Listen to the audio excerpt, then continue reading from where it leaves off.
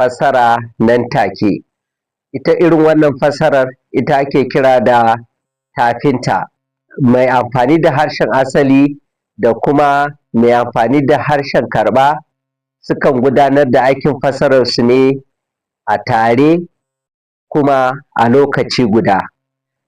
Idan mai amfani da harshen asali ya ambaci wata kalma ko wata magana, nan take mafassari zai juya zuwa ga harshen karɓa ta yadda masu sauraro za su fahimce shi.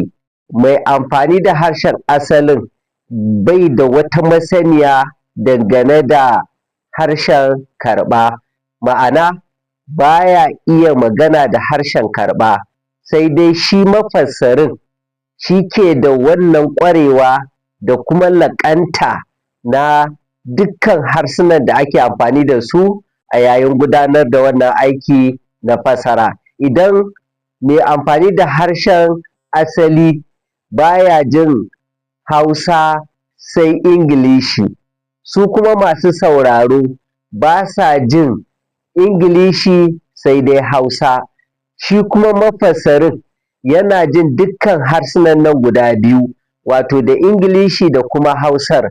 Idan mai amfani da Ingilishi ya isar da saƙo ga masu sauraro, wannan mafassarin ne zai juya zuwa ga Hausa, sannan sai su ba da amsa, sai shi kuma mafassarin ya sake juyawa zuwa Ingilishi ya isar da wannan saƙo nan take. A nan zan dakata, tare da fatar za mu haɗa darasi na gaba, da fatar za a yi liking, za a yi sharing, kuma za a yi subscribing. Na gode, a huta lafiya.